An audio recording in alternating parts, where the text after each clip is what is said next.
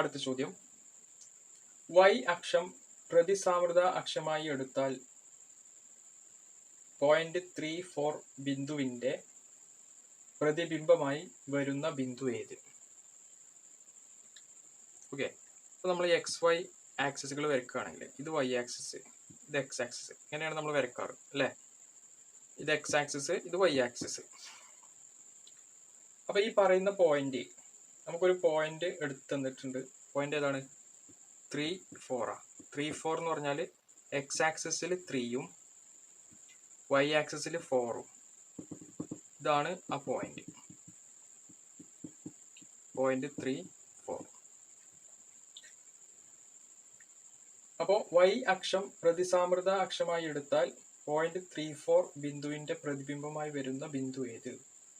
അപ്പോൾ ഈ പോയിന്റിന്റെ പ്രതിബിംബമായിട്ട് വരുന്ന ബിന്ദു ഏത്? നമ്മൾ Y axis with respect to Y axis എടുക്കുകയാണെങ്കിൽ ഇതിന്റെ പ്രതിബിംബം എന്ന് പറഞ്ഞാൽ നേരെ ഇതായിരിക്കും, ഇവിടെ ആയിരിക്കും വരിക ആ പോയിന്റ്. ഈ പോയിന്റിന്റെ പ്രതിബിംബം എന്ന് പറഞ്ഞാൽ ഇവിടെയാണ് വരിക. എബൌട്ട് X ആക്സിസ് ആണെങ്കിൽ ഇവിടെ വരും, മനസ്സിലായോ? നമ്മൾ Y ആക്സിസ് ആവുകൊണ്ട് ഇവിടെയാണ് ഇതിന്റെ പ്രതിബിംബം വരിക. അപ്പൊ ഈ പോയിന്റ് ഏതാ നോക്കിയാൽ മതി. ഈ പോയിന്റിന്റെ X ആക്സിസ് ഇതാണ്, Y ആക്സിസ് ഇതാണ്, Y പോയിന്റ്. അപ്പോൾ X ആക്സിസ് എന്ന് പറഞ്ഞാൽ ഇത് 4 ആണെങ്കിൽ, സോറി ഇത് 3 അല്ലേ? ഇത്രയും ഡിസ്റ്റൻസ് 3 ആണ്. അപ്പോൾ ഈ ഡിസ്റ്റൻസ് എത്രയായിരിക്കും? -3 ആയിരിക്കും. Yക്ക് മാറ്റം ഉണ്ടാവുമോ? Yക്ക് ഒരു മാറ്റം ഉണ്ടാവില്ല. Y ഈ പോയിന്റ് തന്നെയാണ് എന്ത്? 4. അപ്പോൾ ഈ പോയിന്റ് എന്ന് പറഞ്ഞാൽ -3 + 4 ആയിരിക്കും. ഇതാണ് പ്രതിബിംബമായി വരുന്ന ബിന്ദു. നമ്മൾ ഓപ്ഷനിൽ നോക്കുമ്പോൾ option D ആണെന്ത്?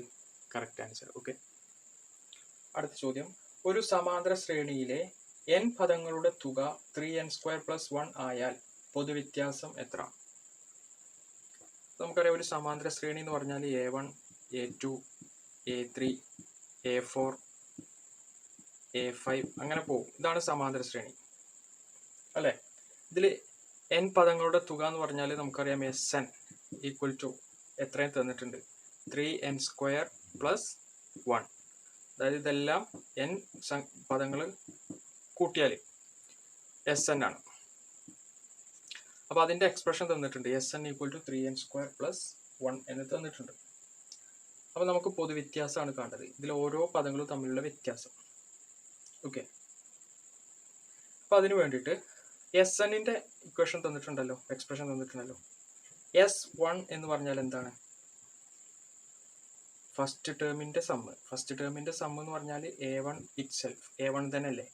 which is equal to n-ന്റെ സ്ഥാനത്ത് 1 കൊടുത്താൽ നമുക്ക് S1 കിട്ടൂലേ? അപ്പോൾ ഇവിടെ 1 കൊടുത്താൽ 3 × 1² + 1 എത്ര കിട്ടുക?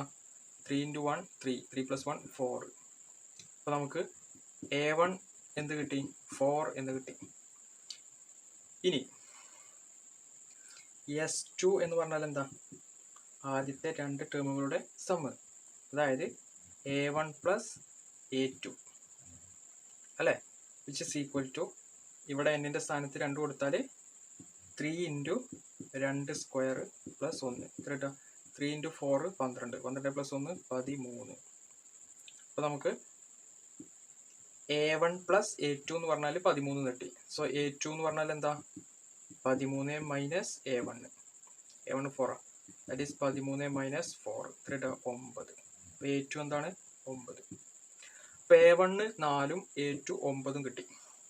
നമുക്കറിയാം പൊതുവ്യത്യാസം എന്ന് പറഞ്ഞാൽ ഏതെങ്കിലും 2 സംഖ്യകൾ തമ്മിലുള്ള ഡിഫറൻസ് ആണ് പൊതുവ്യത്യാസം. നമുക്കതാ കാണേണ്ടത്.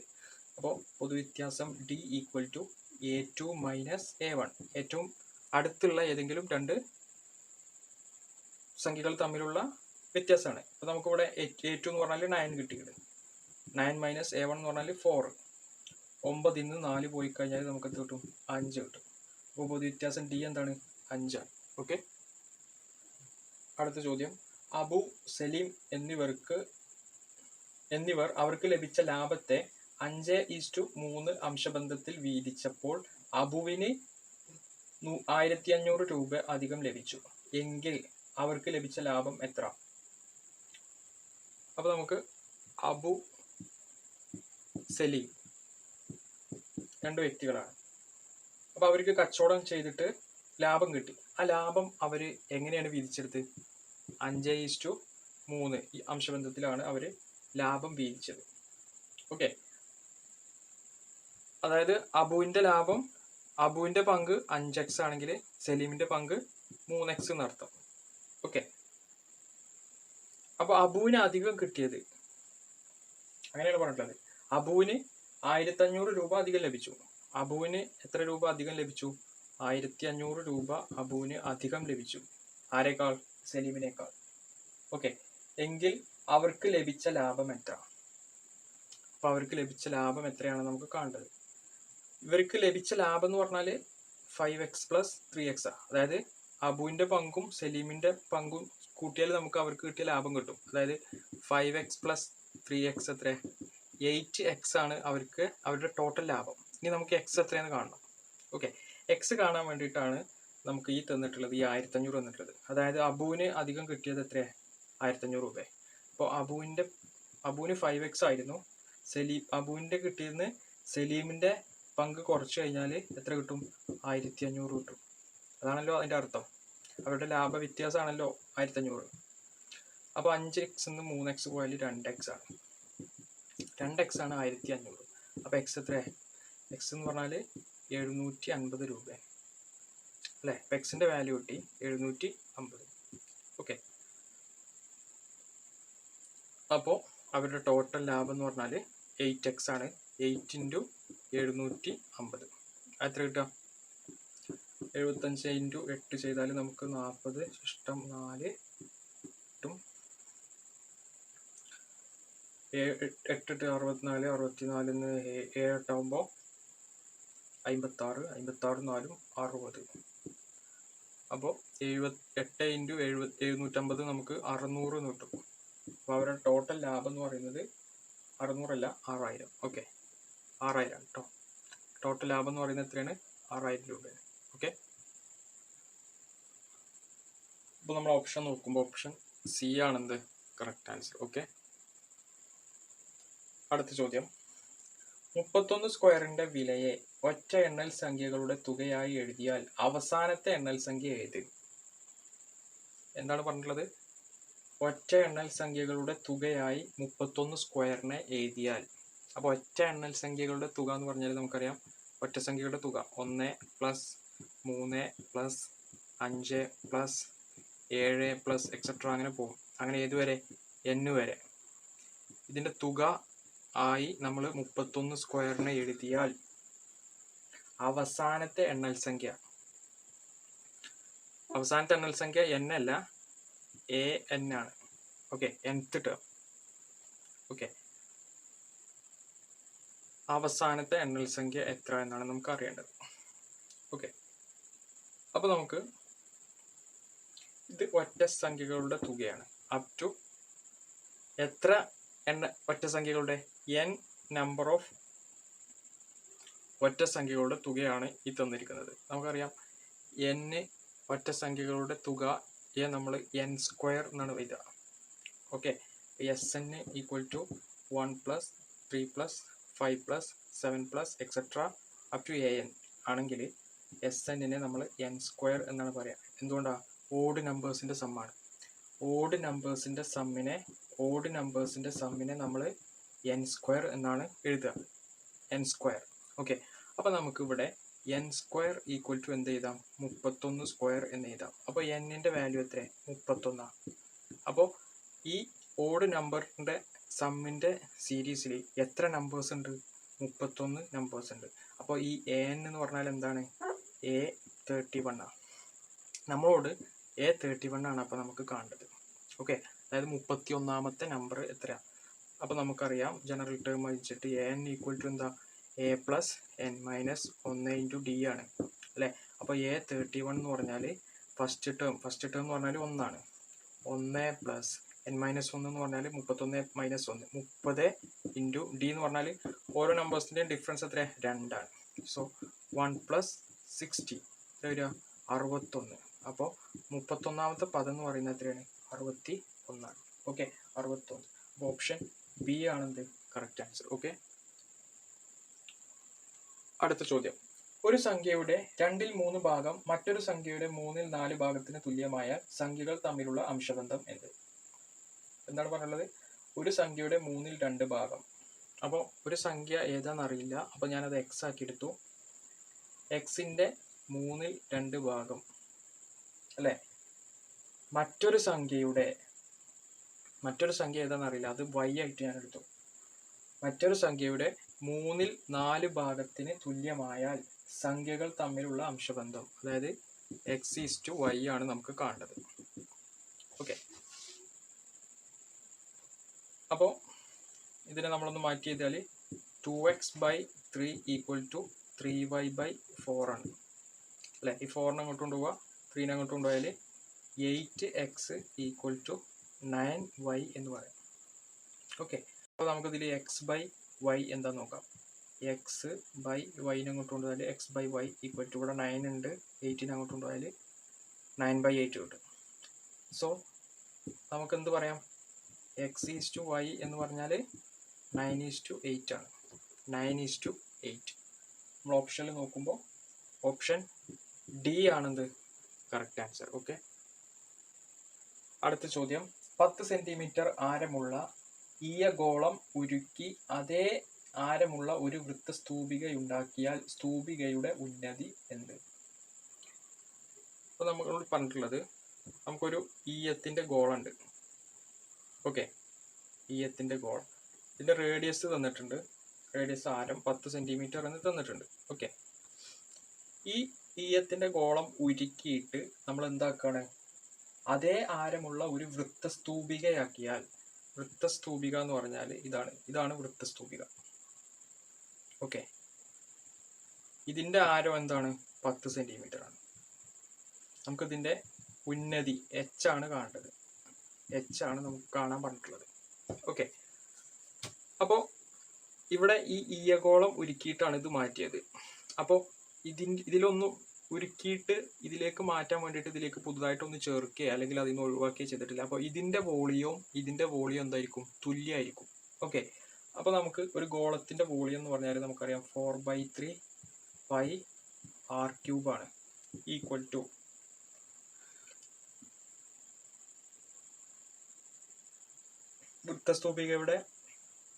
വൃത്തസ്തൂപികയുടെ വോളിയം എന്ന് പറഞ്ഞാൽ എന്താണ്?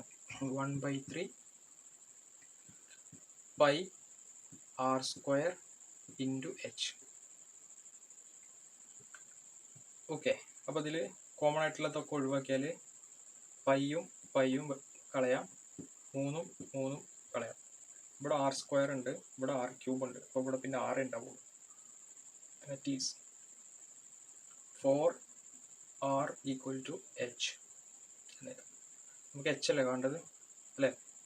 സോ r എന്ന് പറഞ്ഞാൽ എത്രയാണ്? 10 സെന്റിമീറ്റർ ആണ് തന്നിട്ടുണ്ട്. അപ്പം 4 × 10 ആണെന്ത്? h. ഇതിൻ്റെ വാല്യൂ എത്ര വരിക? 40 സെന്റിമീറ്റർ. ഓക്കെ, അപ്പോൾ വൃത്തസ്തൂപികയുടെ ഹൈറ്റ്, ഉന്നതി എത്ര? 40 സെന്റിമീറ്റർ അല്ലേ? നമ്മൾ ഓപ്ഷൻ നോക്കുമ്പോൾ ഓപ്ഷൻ സി ആണെന്ത് കറക്റ്റ് ആൻസർ. ഓക്കെ, അടുത്ത ചോദ്യം. ഒരു വൃത്തത്തിൽ അന്തർലേഖനം ചെയ്ത സമചതുരത്തിന്റെ ഒരു വശം 2 സെന്റിമീറ്റർ ആയാൽ വൃത്തത്തിന്റെ പരപ്പളവ് എത്ര? അപ്പോൾ നമുക്കൊരു വൃത്തമുണ്ട്.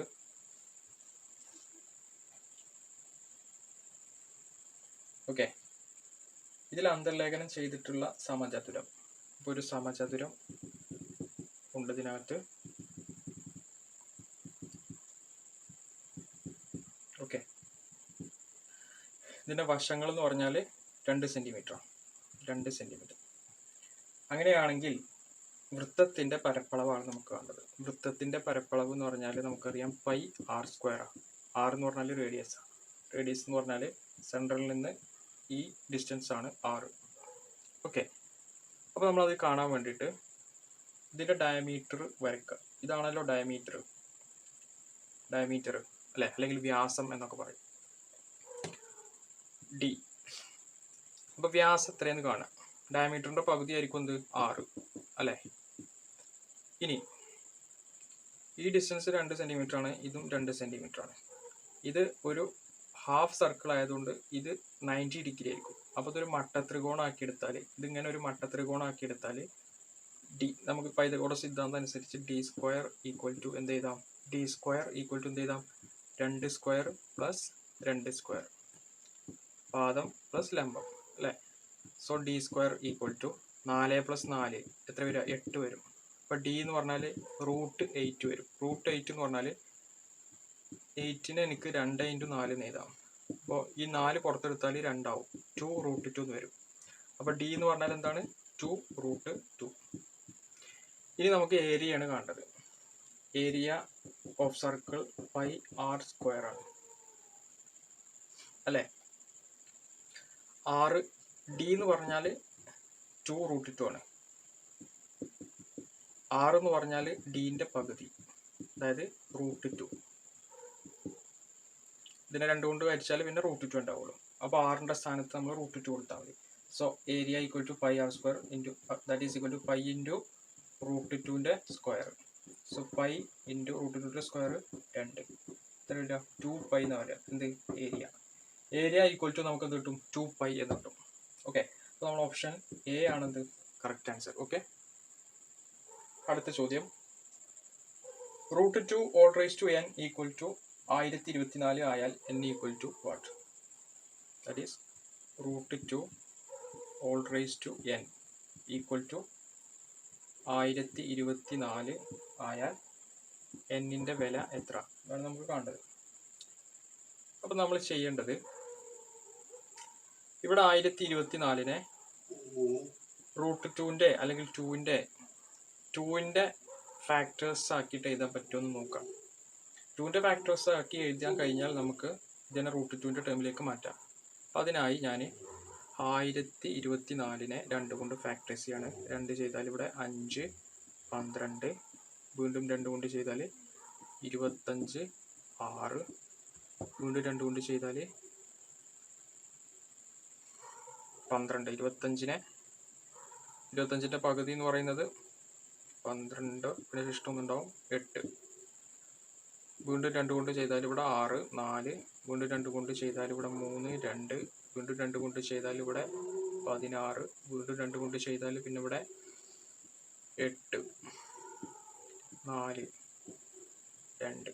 അതായത് എത്ര 2 ഉണ്ട്, 1, 2, 3, 4, 5, 6, 7, 8, 9, 10. 1024നെ എനിക്ക് 210 എന്ന് എഴുതാം അല്ലേ. ഇനി ഇവിടെ എന്തുണ്ട്, √2 all raised to n ഉണ്ട്. √2 all raised to n എന്ന് പറഞ്ഞാൽ √2 എന്ന് പറഞ്ഞാൽ 2√1/2 ആണ്.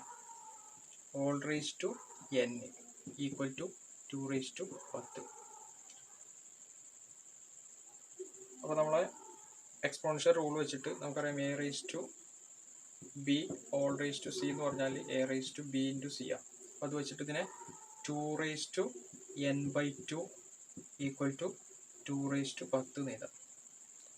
അപ്പോൾ ഇവിടുന്ന് നമുക്ക് എന്ത് കിട്ടും, n/2 ഈക്വൽ ടു 10. അപ്പോൾ n എന്താ, n ഈക്വൽ ടു 20. എന്നിൻ്റെ വില എത്രയാണ്, 20 ആണ്. നമ്മൾ ഓപ്ഷൻ നോക്കുമ്പോൾ ഓപ്ഷൻ ബി ആണെന്ത് കറക്റ്റ് ആൻസർ. ഓക്കെ, അടുത്ത ചോദ്യം, 6 ലിറ്റർ പാല് 8 കുപ്പികളിൽ തുല്യമായി വീതിച്ചതിൽ നിന്നും ഒരു കുപ്പിയിലെ പാലിന്റെ 2/3 ഭാഗം എടുത്ത് ചായ ഇട്ടു എങ്കിൽ ചായക്കെടുത്ത പാൽ എത്ര? എന്താ പറഞ്ഞിട്ടുള്ളത്, 6 ലിറ്റർ പാലുണ്ട്, ഇത് 8 കുപ്പികളിലാക്കിയിട്ട് നിറച്ചു, തുല്യമായി വീതിച്ചു. ഓക്കെ, അതിലൊരു കുപ്പി എടുത്തിട്ട്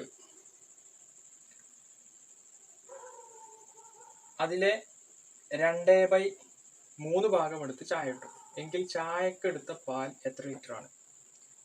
നോക്കൂ, ഇവിടെ 6 ലിറ്റർ ആണ് 8 കുപ്പിയിലാക്കിയിട്ടുള്ളത്. അപ്പോൾ ഒരു കുപ്പിയിൽ എത്ര പാലുണ്ടാവും, എത്ര ലിറ്റർ ഉണ്ടാവും? 6/8 ലിറ്റർ ഉണ്ടാവും. ഓക്കെ, ഇനി ഒരു കുപ്പിയിലെ 2/3 ഭാഗം എടുത്ത ചായ എടുത്തത്. അപ്പോൾ ഒരു കുപ്പിയിൽ ആകെ 6/8 ലിറ്റർ പാലുണ്ട്, അതിന്റെ എത്ര ഭാഗമാണ് എടുത്തത് ചായക്ക്? 2/3 ഭാഗമാണ് ചായക്ക് എടുത്തത്. അപ്പോൾ ഇത് കണ്ടാൽ പോരെ ചായക്ക് എടുത്ത പാല് കാണാൻ. ദാറ്റ് ഈസ് 6 × 2/8 × 3 എത്ര കിട്ടുക? 2ഉം 8 വെട്ടി ഇവിടെ 4 ഉണ്ടാവും. 2 3 വെട്ടിയാൽ 6 3 വെട്ടിയാൽ ഇവിടെ 2 ഉണ്ടാവും. ദാറ്റ് ഈസ് 2/4 എന്ന് പറഞ്ഞാൽ 1/2. 1/2 എന്ന് പറഞ്ഞാൽ എത്ര? അര ലിറ്റർ അല്ലേ? അപ്പോൾ ഓപ്ഷൻ സി ആണെന്ത് കറക്റ്റ് ആൻസർ. ഓക്കെ.